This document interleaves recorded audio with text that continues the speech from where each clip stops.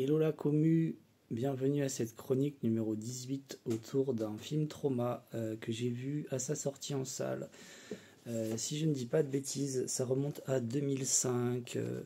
Je vous présente donc mon film Trauma et je ne sais jamais dans quel sens prendre cet objet magnifique que je possède. Tideland de Terry Gilliam. À un moment où Terry Gilliam avait quand même un peu de succès critique. J'ai oublié le reste de la filmo qui précède, mais en tout cas, Fear and Loathing in Las Vegas, Las Vegas Parano, en fin de millénaire, a quand même marqué beaucoup de cinéphiles et de juste amateurs de cinéma frappadingue. Et avec Tideland, il s'aventure dans des territoires encore plus sombres que ce qu'il a pu faire avec Brazil, avec 12 Monkeys, même The Fisher King est traversé par une immense mélancolie, voire de la tristesse pure et dure. Ce sont des films sur la perte de contrôle dans Brésil, perte existentielle dans 12 Monkeys et dans Fisher King. J'ai peu de souvenirs du baron de Munchausen, mais je me souviens quand même que c'était une super version qu'il avait faite. Bon, moi je suis fan de Terry Gilliam, donc je suis très client. Le seul film de Terry Gilliam que je n'ai pas apprécié, c'est sûrement parce que j'étais fatigué, j'ai pas réussi à rentrer dedans, c'est Zéro Théorème avec Christopher Waltz.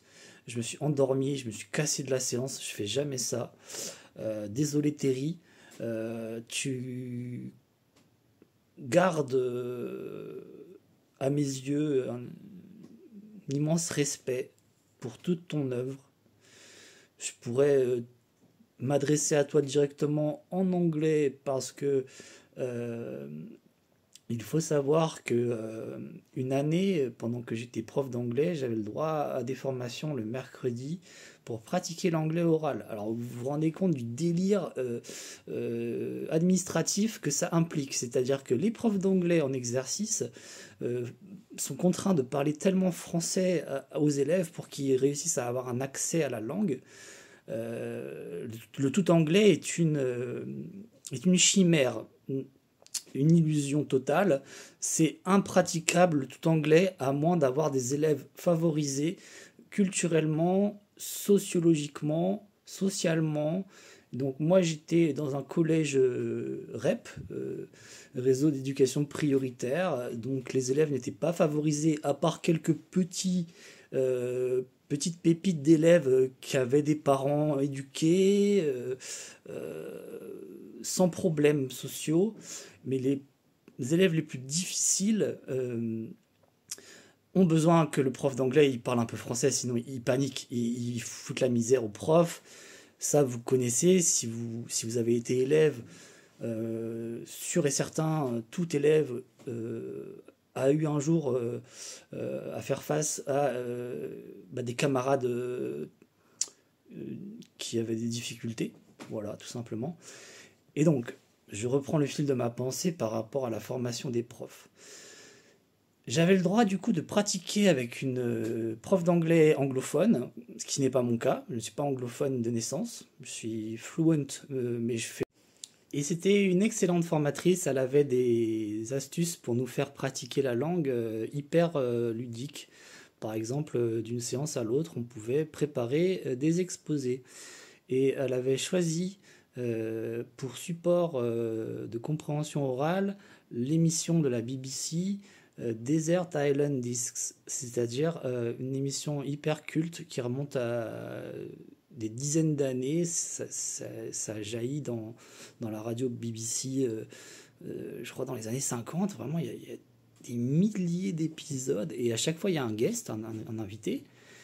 Et donc elle nous avait donné la banque de données des invités. Et il y avait Terry Gilliam, invité à la BBC. Sachant que Terry Gilliam, il est américain, mais il est anglophile de cœur. Vraiment, il est allé en Angleterre très tôt avec les Monty Python, vous connaissez. sûrement. Si vous ne connaissez pas, regardez les Monty Python, regardez tout ce que Terry Gilliam a fait en matière d'animation papier, héritier de Harry Smith.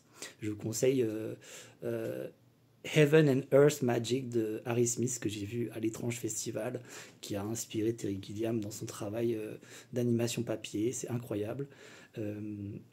Et donc, d'une séance à l'autre, j'ai décidé de faire un exposé sur Terry Gilliam et l'émission dans laquelle il est intervenu pour parler de ses disques préférés qu'il apporterait avec lui sur une île déserte s'il était contraint. Et plutôt que de faire un exposé, on va dire, magistral et d'expliquer ma science, pseudo-science, parce que je suis pas non plus, je suis pas Emmanuel Burdeau, je suis pas Jean-Baptiste Aurey, je peux pas parler de cinéma comme des gars qui ont vraiment une histoire avec l'appareil critique. Moi, je suis juste un cinéphile, j'aime bien parler avec le cœur. Eux le font aussi, hein, c'est très très bien. Lisez les articles de Burdeau et de Torres, c'est vraiment super. En tout cas, moi je me suis dit, comment rendre ludique comme la formatrice a rendu ludique l'exercice. Donc je me suis dit, je vais préparer des questions en anglais. Et j'ai utilisé ma plastifieuse pour créer des questions sur Terry Gilliam. Et je distribuais à tous mes collègues, au moment de la formation, des questions qu'ils allaient me poser. Ce qui fait que c'était une discussion. Et ça les a intéressés. Et j'ai malheureusement perdu les questions. Mais en tout cas, Tideland, sans prétendre que c'est son meilleur film, c'est son film qui m'a le plus traumatisé. Parce que j'y suis allé tout seul, au CGR de Troyes. J'y allais souvent. J'ai vu des dingueries. J'ai vu vraiment des dingueries. Je crois que beaucoup de mes films préférés ont été visionnés dans ce CGR. Donc bravo à la programmation malgré le côté complexe industriel que peut représenter toute franchise type UGC, MK2, CGR. Il y a quand même des gens qui travaillent derrière, donc bravo à eux d'avoir programmé un film courageux comme Tideland. Parce qu'en fait c'est un film hyper complexe, hyper ambigu, qui commence par un fracas dans la diégèse. Il y a un bouleversement au bout de moins de 10 minutes du film. Et ensuite, il y a un appel vers le merveilleux macabre. Ce que j'appelle le merveilleux macabre, c'est un univers qui donne une part belle à l'imaginaire, la fantaisie, et en même temps un pur drame humain avec cette jeune fille, cette actrice incroyable, j'espère pouvoir retrouver son nom, Jodelle Ferland.